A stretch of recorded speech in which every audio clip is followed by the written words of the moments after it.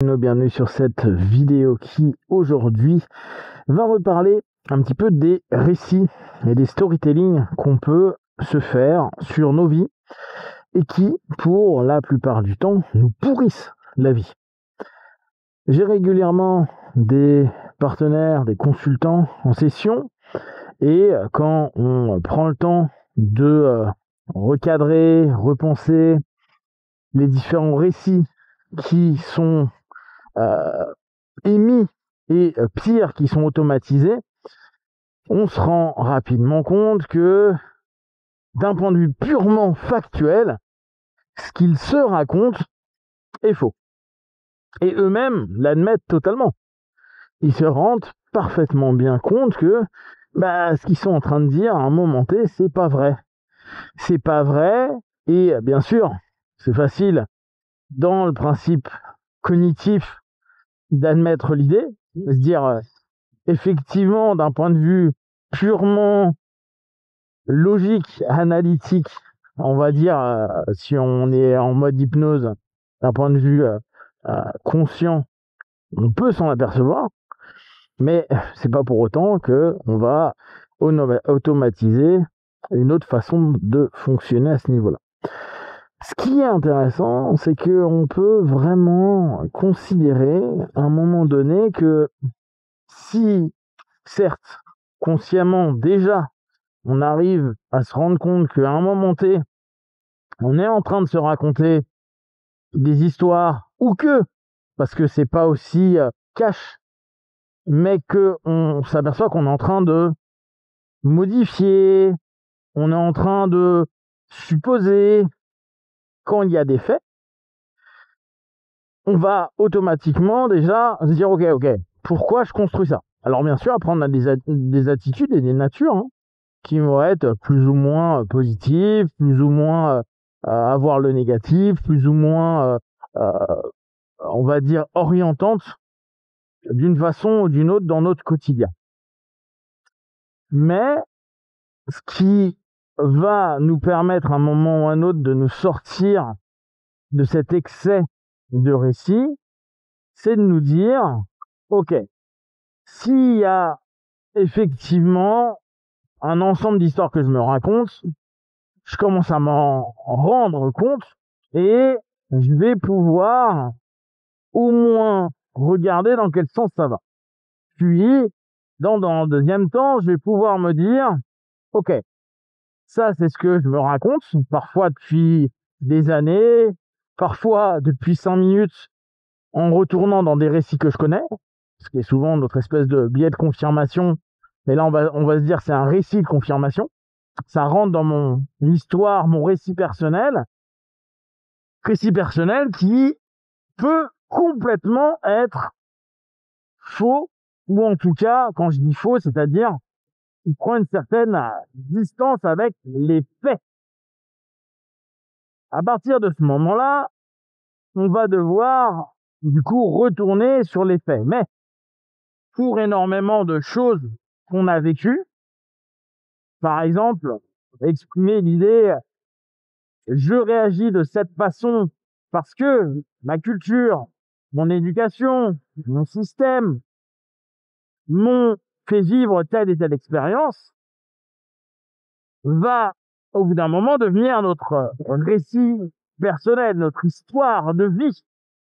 Et parce que on s'est créé cette histoire de vie, on va se confirmer notre existence, le je suis, par rapport à un récit qui doit confirmer notre perception de ce que l'on a été et du coup de sa conclusion ce que l'on est. Ce que l'on est là dans cet ici et maintenant. Le problème, c'est que les histoires et nos histoires de vie ne sont pas les faits.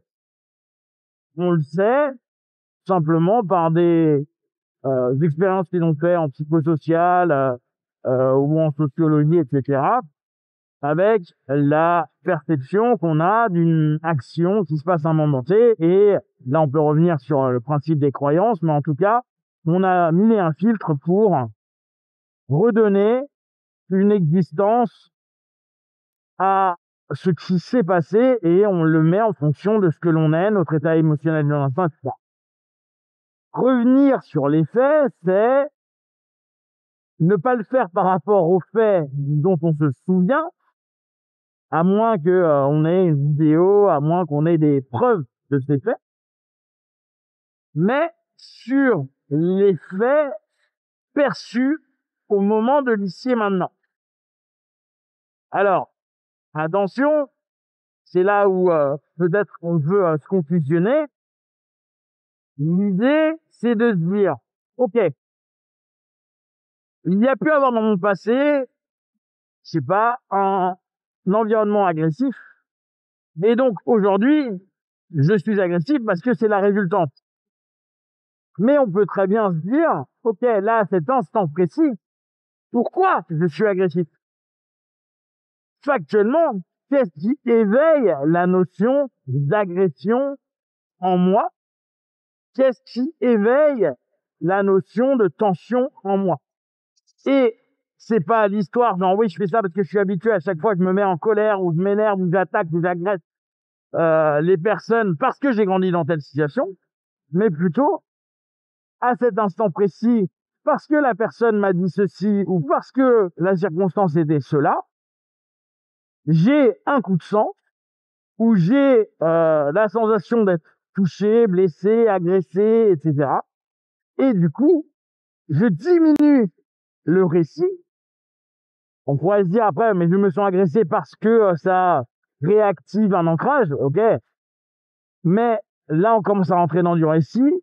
Et ce récit, tant qu'on ne peut pas le questionner un petit peu plus en méta, il peut très facilement devenir juste un point de focalisation sur lequel on va développer un ensemble un raisonnement et voir un ensemble de suggestions, d'autosuggestions, d'hétérosuggestions qu'on va se répéter pour justement rester dans cette transe, dans cette sphère de connaissance de euh, de cette, de ce récit, de cette histoire. Alors, le fait de pouvoir se dire, ok, je remets dans les faits de ce qui se passe maintenant. Et j'insiste bien, je suis pas en train d'imaginer ce que ça aurait pu faire ou ce que ça a pu faire quand je ressentais la même chose. Là, je suis sur la route, je peux très bien me dire, tiens, la voiture fait n'importe quoi. Là, c'est pas le cas, mais admettons, il y a une voiture qui fait n'importe quoi. Et à ce moment-là, je dois piler, ça me met en stress, et je me dis, bah oui, c'est normal, j'ai ma réponse de mon corps qui réagit. Ok. Mais je peux aussi me dire, ah ouais, mais si j'avais pas freiné, je me laisserais manger. Ah bah oui, elle fait ça parce qu'elle est sur son téléphone. Ah bah oui, et là, je commence à me créer 1 million histoires qui n'apportent que très rarement satisfaction, hormis se mettre dans un cycle émotionnel qui est non ok, et qui en plus va simplement nourrir d'autres récits au nombre de fois où j'ai pu avoir des voitures qui ont fait ceci, où je me suis senti en danger en faisant cela. Là, dans l'ici et maintenant, en me disant, bon ok, la voiture a freiné, mais ça je vous l'avais déjà partagé sur d'autres vidéos, hein. La voiture a freiné, j'ai évité, j'ai pas eu d'accident où tout est ok, et là ça fait déjà 3 minutes que la voiture est ailleurs, les faits ils s'arrêtent là.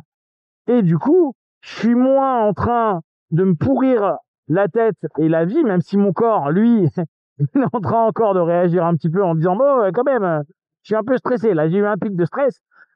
À la place de se faire un récit à la con qui va nous saouler peut-être pendant X minutes, et on le sait très bien, c'est la vitesse parfois de reconcentration, de refocalisation sur quelque chose peut être long quand on arrête une tâche. C'est comme si on a eu une tâche qui s'est arrêtée et il va peut-être falloir euh, se remettre en on et juste, au lieu de perdre son temps à se répéter des choses à la con, de se dire, ok, comment je peux faire pour apaiser, déstresser, calmer mon corps, par exemple, qui lui a encore quelque chose qui est encore sensible, entre guillemets. Je vous invite à jouer avec cette notion-là, jouer avec cette possibilité que vous avez de prendre conscience de vos récits et après de prendre conscience que vous pouvez juste ramener dans un ici et maintenant, dans le factuel, et travailler sur ça. Et déjà, ça va vous enlever un paquet de pression, de gêne et de problématiques. N'hésitez pas à tester et à me faire des retours. Si vous avez des questions, vous les partagez sur Facebook, YouTube. J'y répondrai le plus rapidement possible. Et comme d'habitude, de tout ce que je propose, ne prenez que ce qui est bon et juste pour vous. Testez, observez, analysez et concluez. Be one. Ciao.